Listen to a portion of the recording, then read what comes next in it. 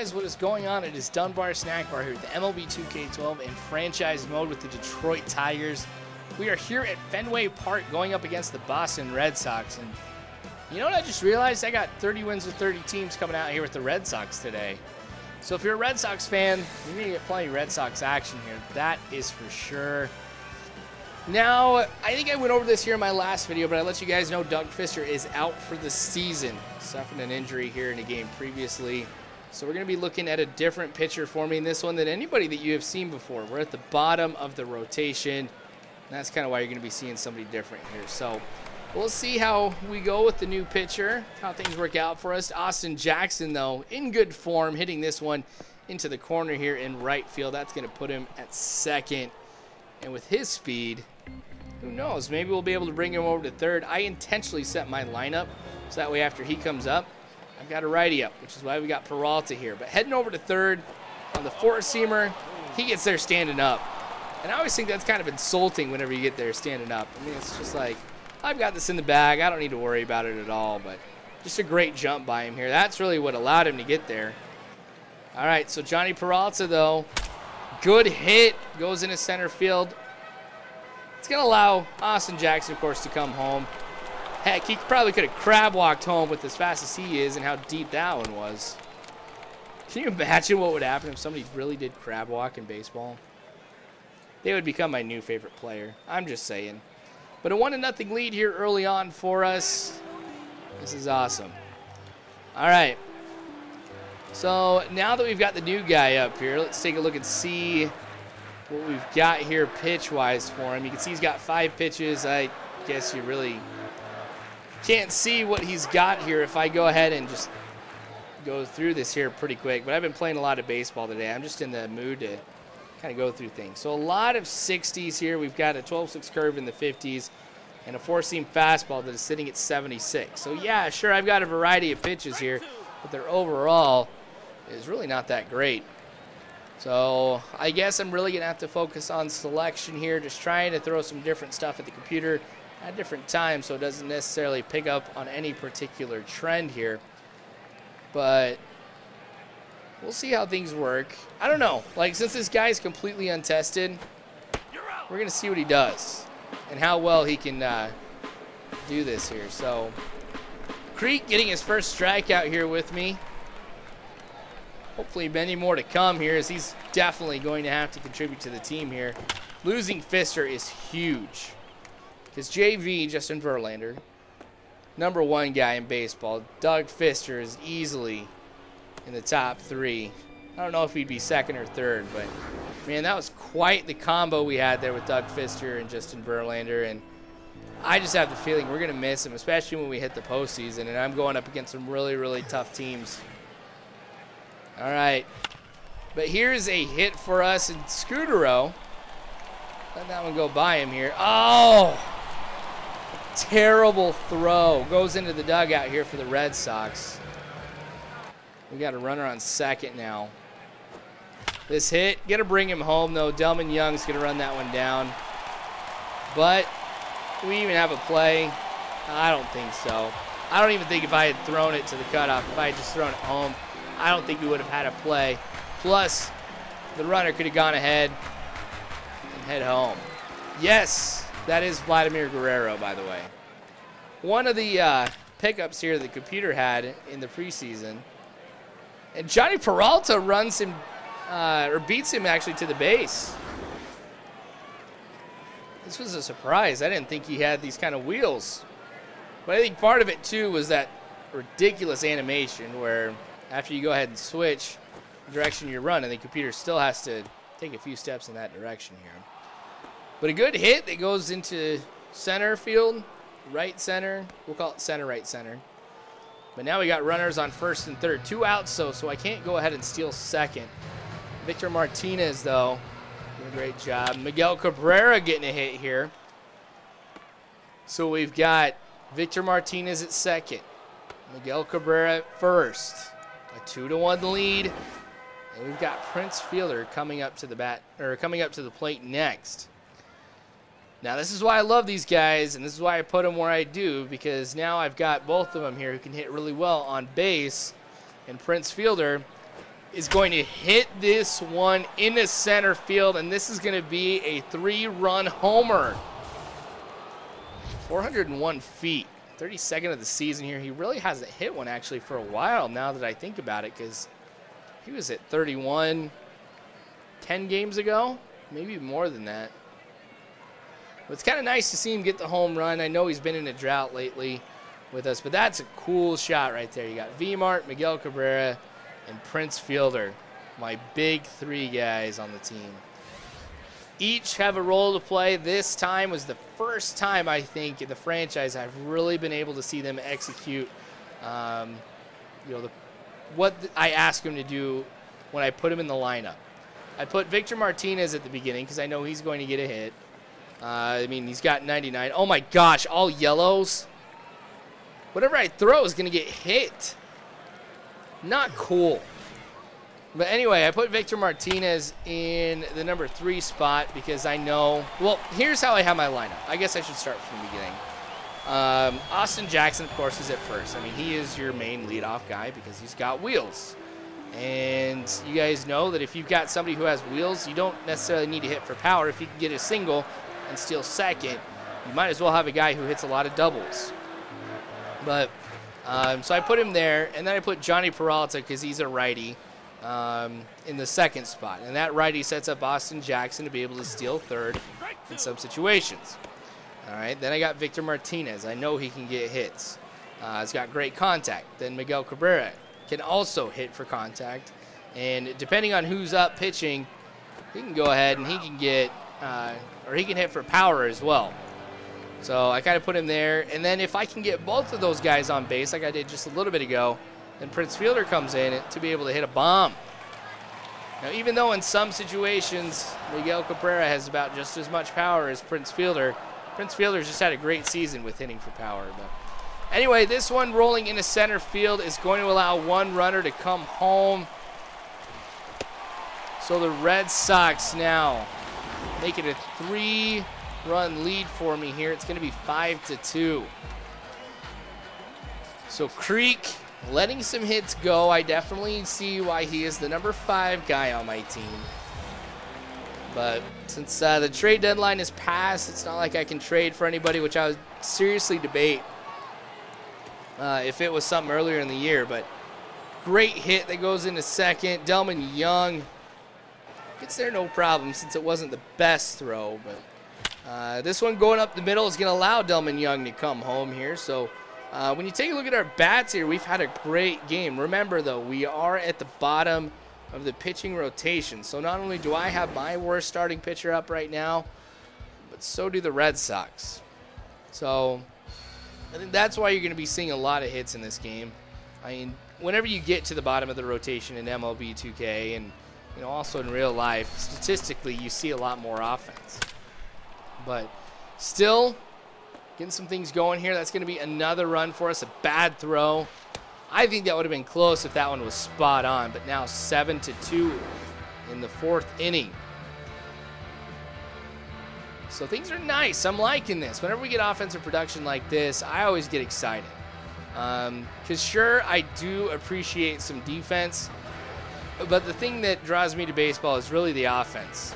Teams that can get a lot of hits, just small ball and stuff like that too here, but we're definitely getting the hits. This is nice, 8-2 now. So we've got a pretty big lead against the Red Sox at the midway point of the game here. So if we keep this going, this could be a blowout here against a pretty good team. Now, when you look at the AL East in this game, the Red Sox are in last, but they're 4 games above 500. So that tells you the caliber of teams that you've got in the AL East and how they're doing this year. It's really the AL West that's been struggling, and half of the teams in the AL Central. That's where they've been getting their wins from. I need to play a game in the AL West just so I can see how bad it is right now, because I know that of all of the divisions, they're the ones who are suffering the most, especially my A's and the Mariners. Those guys are in rough positions right now. And then also National League, just as a whole, isn't doing too well either. But I don't know. So Red Sox kind of getting things going here by looking at bringing in a reliever. But a big hit. This is not going to go over the wall. Close, though. And that's going to allow me to bring a runner home, and Miguel Cabrera is going to have a double, even though he slides, because I thought maybe I could head to third. 9-2 in the 6th inning now, so I have a 7-run lead, and I am feeling comfortable with this. So because Creek is new, I think I'm going to go ahead and keep him in the game as long as I can. Just kind of get a better feel for what works for him and what we're going to be seeing when batters go up against him. At the same time, though, I don't want to wear him out or anything like that. One of the things that makes him be where he's at right now is his stamina, so I don't want to necessarily use him completely right now, especially here as we're getting late in the game. My bullpen's ridiculously tired.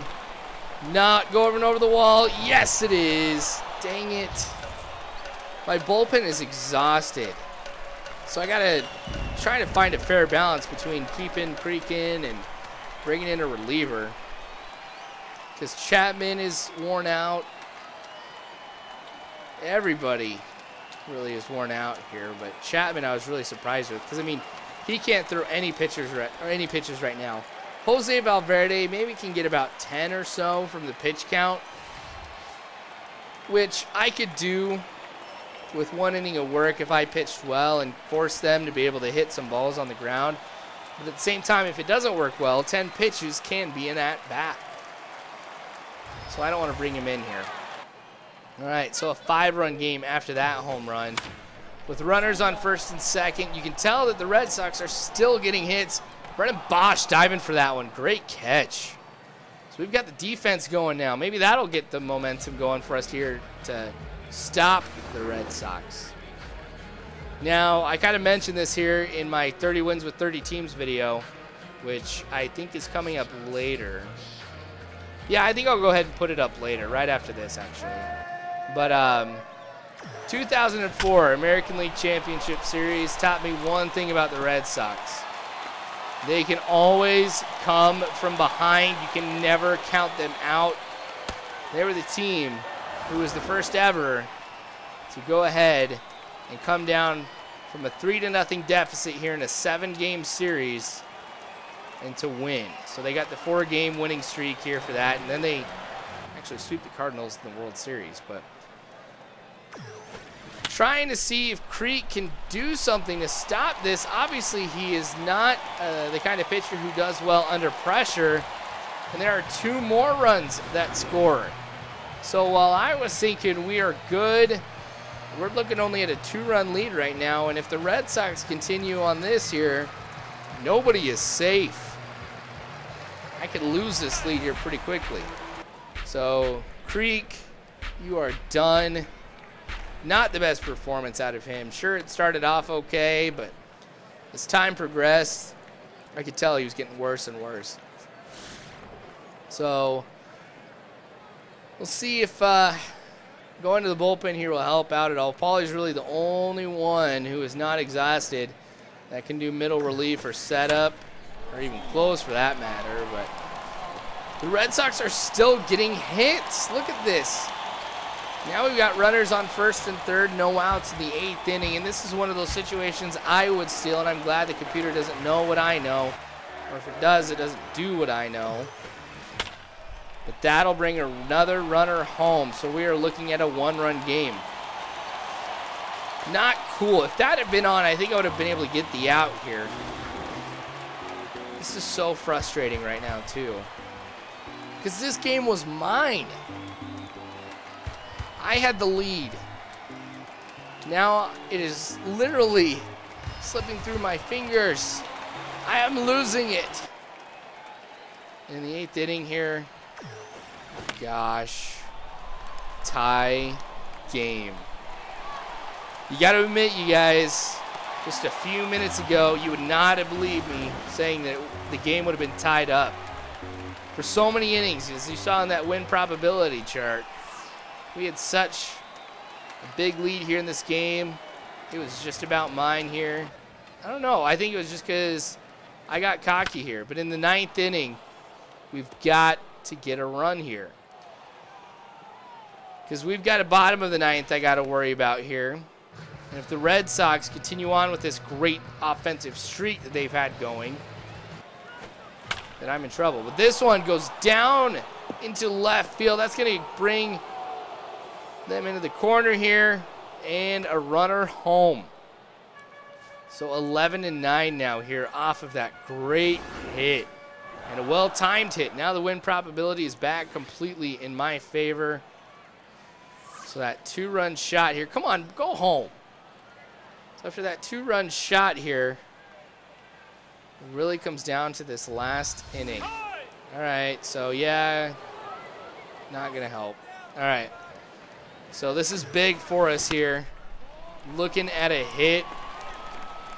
Looks like they are going to keep it going. Now remember, I still have Paulie in because I don't have anybody else to bring into the game at this point here from a bullpen standpoint. And I hate when my bullpen is like this, where they are so badly worn out, I have no choice on what I can go with. Because if I do bring somebody in, I do run the risk of seeing them get injured, and I don't want that. Now Euclid getting that hit here. Runners on first and second for the Red Sox. 2 outs. Oh my gosh, I hate that sound. Do not go over the wall. Bounces off the wall. So lucky here. And Austin Jackson throwing this one into the infield, thankfully, before that runner comes home. Wow, this is tense right now. I'm sweating. My hands are shaking. And I'm worrying about what's going to happen next. I got to be careful about what I throw here. Dustin Pedroia is not somebody you want to take lightly coming up to the plate. Look at that contact, 84. Cannot throw my 4-seamer since it's in the red. I made the mistake of throwing it once when it was in the yellow. Strike number 1 on the slider. All right, so let's see. What do we go? So sliders, looks like our weakest pitch. I don't have too much from the other category, but the slider is also in yellow. Going with the changeup, that's a foul ball. So it is my count right now. No balls, 2 strikes. This one, watches that one for strike 3. That is going to end the game, so I come away with the win. Both of us had 20 hits. My gosh. This was a ridiculous game offensively. Both of us had so many hits. I couldn't even begin to show you guys all of them. Well, I'm not gonna lie, I could. But look how long this video was. A lot longer. It's because we had so much offense. So many runs in this one here too. Prince Fielder gets player of the game. Definitely should after that home run. Man, so we end up winning this one here, thankfully. I don't like this win, but I'll take it. Anyway, more, of course, franchise mode to come, you guys, in a couple days. Subscribe if you haven't already. I would appreciate that very much. And you guys know you can follow me on Facebook or Twitter. You guys want to be on the know what's going on. But again, thank you for watching, you guys. And as always, I hope you have a good one.